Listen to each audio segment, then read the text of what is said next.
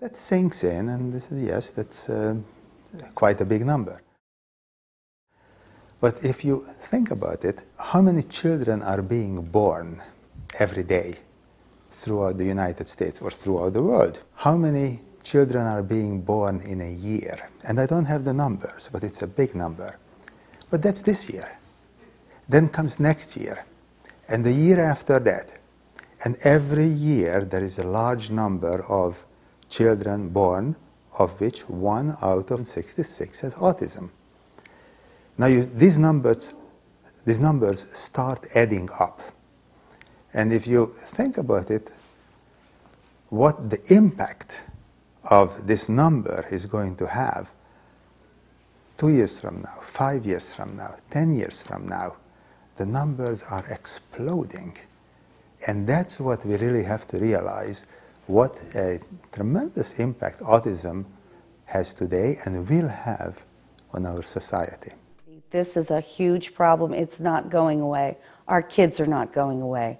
We have an army of kids behind our kids, younger children. They're diagnosing 1 in 66 kids today. We're not going away. Our children are getting services in school until the age 21.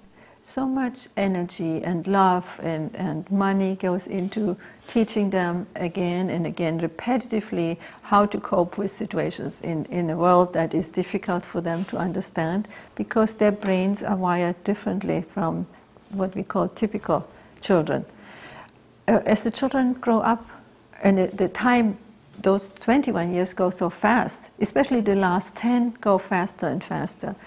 Suddenly you're faced with the situation that there are no more services. Just when they have maybe mastered how to say hi and bye, and how to start writing their names and so on, and how to have a little job, you know, suddenly there's no more supports when they are supposed to start their lives. Their lives are just starting, the biggest part of their life, you know. 21 years have gone by. They're probably going to live to 60 and 70 because they're healthy children, most of them. And medical services are good nowadays. And then they're left, there's like a black hole opening up for them. And for the parents and the children, it's absolutely absolute disaster. It's panic. There are parents out there that are literally screaming and crying out for help because they've gotten too old to deal with their children anymore. And there are no places. There are waiting lists and waiting lists and waiting lists because nothing is mandated. There's no you have to. The state doesn't have to do anything. Meanwhile, with the numbers such as they are today, we have a growing population that is going to need some care. And warehousing was never acceptable. So we need some solutions. We need them now. Greatest fear would be having him with absolutely nothing to do, without a purpose in life, without a community to enjoy, without being able to work and have a place with recreation, to really have the components that construct a life. You know, and we can give him some of that for so long, and then eventually we'll die, and it's an impossible situation. And who is going to be there for her once we are gone? And I don't have an answer. I just don't know.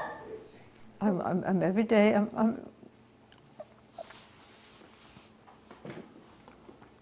yeah, every day I get up and I think, what do I have to worry about again today? If I'm gone, will there be someone there to help him live a happy life and help him handle life's problems that hit everybody? Friends of Autistic People was established, was founded by my wife, Brita, with the idea of advocating for grown-up children with autism who need services. All those who have autism like to be with animals, like to be in an environment. We have seen our own daughter Vanessa, how she reacted with animals. So during all these conversations, we came to the conclusion that yes, a farm is something that might be ideal for those adults who have autism. And as we started to do some research, we looked around, we realized that it's been done before. There are farms, so we decided to do some more research, and we went to visit one of those farms in Ohio.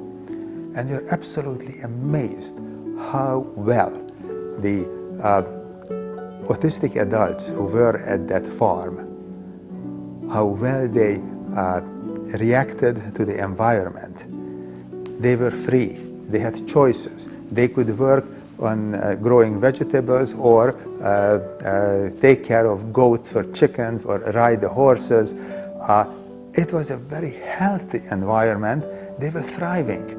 It was no longer necessary to have these adults with autism sit somewhere in a room in front of the television, just being taken care of so that their basic needs would be catered for. They could actually live a normal life which they enjoyed and people who were with them enjoyed. So the farm is a dream for us because we need one in this part of the world. We need a farm here in Connecticut, a farm which is dedicated for adults with autism. We will be a proving ground, a practice ground for students who study autism, psychology, social work. Will be a laboratory for new intervention or treatment techniques, teaching techniques, and everybody will be able to progress. There will not be this gap from age 21 to until you get somewhere into a good space. My vision of it is a little Sturbridge village, essentially. Bring kids back to what was a very successful time for people who were handicapped in our history of taking care of them, which was, as a community, we took care of our own. In our community, in an agrarian environment, with jobs that were very interesting to that population. We're not asking for charity from people because we intend to create something that will give back.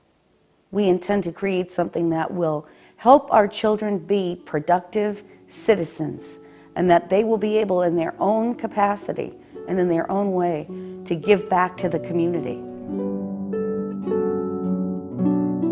First of all, you give the people who live on this farm and learn on this farm a reason to have hope.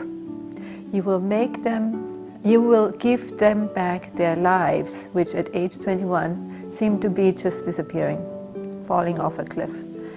In addition, you will help us develop a model farm. In this part of the United States, we have a model farm in Ohio, for example. It's absolutely perfect, wonderful for people with autism. We want to establish one here that can be replicated, so what you give now will help more and more people in the future.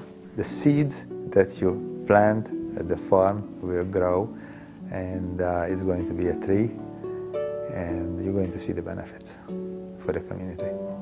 I want to say thank you. I want you to come and see the farm. Come and have a meal with our children. Come and buy some flowers or take a nature walk and enjoy it, because it's going to be an extraordinary place.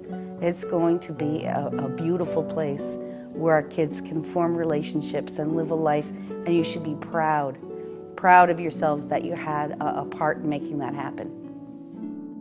Your donation will not only help us to build this model farm, it will raise awareness about adults with autism, train qualified staff, fund supported living arrangements, purchase state-of-the-art assistive communications equipment, and help to establish work programs for autistic adults. But most importantly, it will provide hope, dignity, and choices for some of the most needy amongst us. And as a parent, as a fellow human being, I have an obligation to help my fellow human beings be happy. That's part of the bargain that we all have as living together.